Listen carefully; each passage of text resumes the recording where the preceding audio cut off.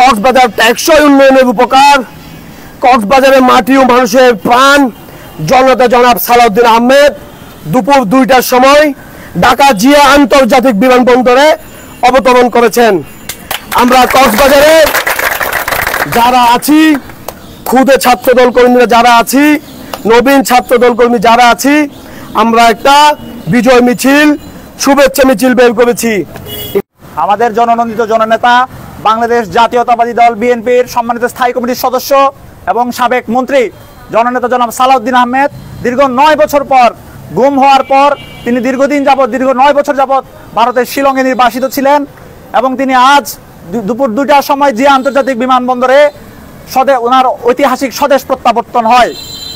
তারই পরিপ্রেক্ষিতে আমরা কক্সবাজার জেলা ছাত্র দলের বিভিন্ন ইউনিটের পক্ষ থেকে তাৎক্ষণিকভাবে একটি শুভেচ্ছা মিছিলের আয়োজন করি।